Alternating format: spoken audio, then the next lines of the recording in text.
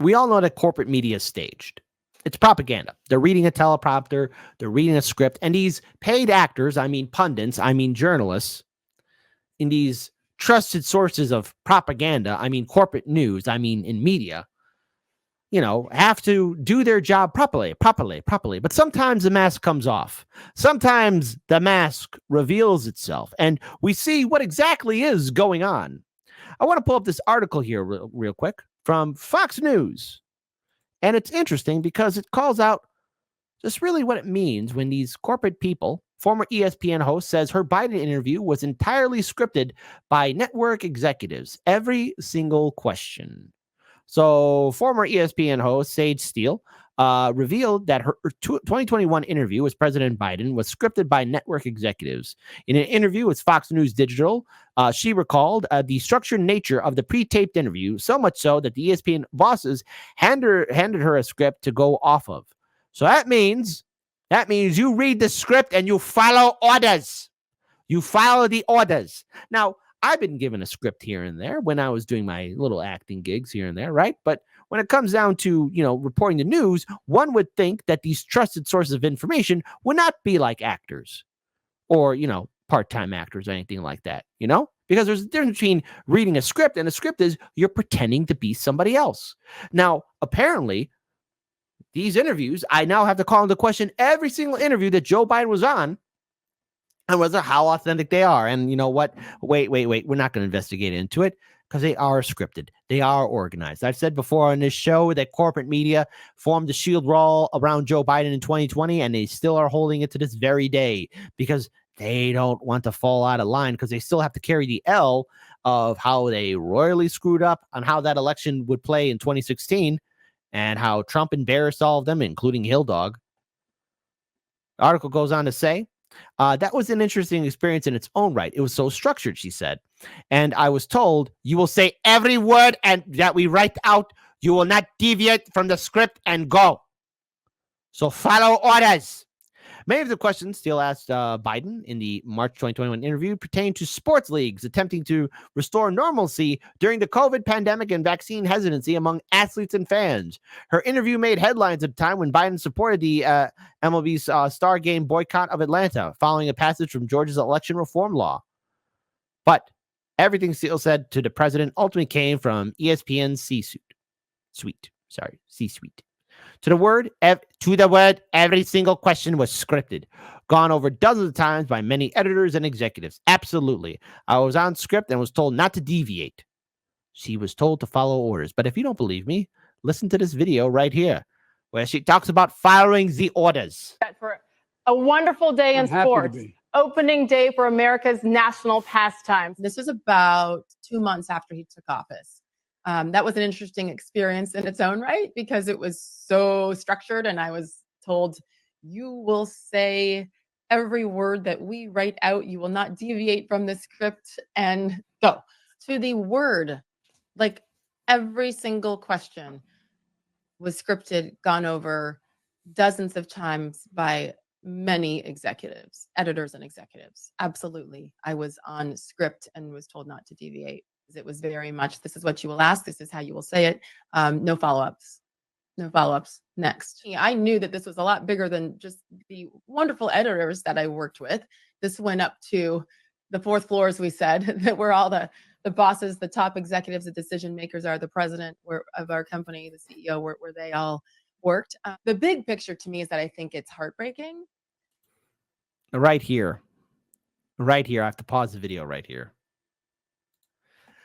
She's going to be bringing up the fact that there is something wrong with Joe Biden because in the article, and I'll be reading it further, Biden starts regaling her and telling her story how he used to play football.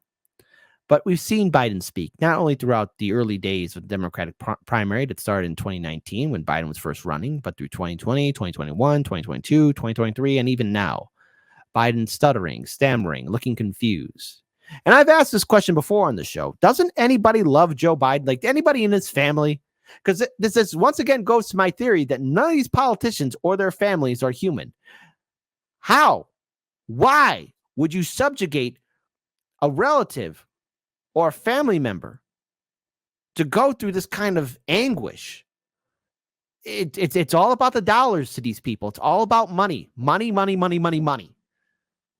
So if you ever wonder why maybe the Bidens never stepped up and said anything about Joe Biden not running or not running against, because it's all about the dollars to these people. It's all about money. It's all about the amount of cash they could rake in. Executives, the decision makers are the president of our company, the CEO, where they all worked. The big picture to me is that I think it's heartbreaking. I think it's really heartbreaking that the people who love Joe Biden and say they truly care about him have allowed it to get to this point. So I'm not even looking at this from a political angle or my beliefs in anything. This is the human side of it. And when someone is struggling, we allow them to continue to be in the spotlight and put them out there in the first place when they knew there were issues. Of course, they had to know. So it's a humanity thing with me, where I don't care where anyone stands and what they vote in for or who they believe in. Do you really care about that person as a father, as a husband, as everything? So I want to pull up this article again.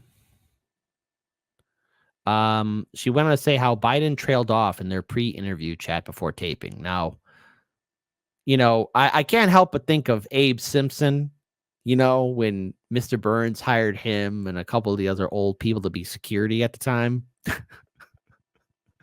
I forget which episode or season it was, but Abe Simpson is telling Mr. Burns, yeah, we cracked some protesters' heads back in the day. I used to go on the trolley, me and my friends, and I used to tie an onion to my belt, which was the style at the time. I just can't help but look at Biden as being old man Simpson.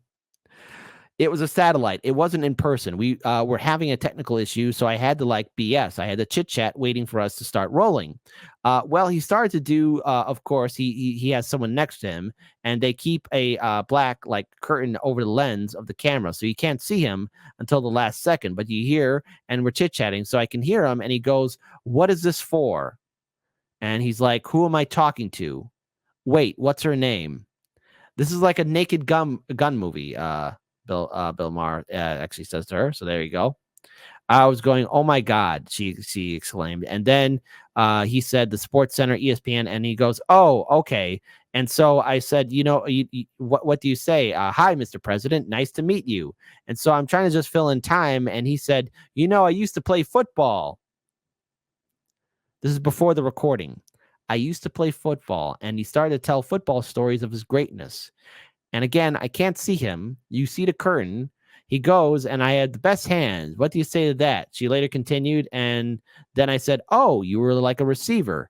And he started to explain it. And here's the saddest thing. His voice just trailed off. He said, "I was good." And then he went silent. And then he goes, "Never mind." We live in a clown world, folks. We live in a clown world.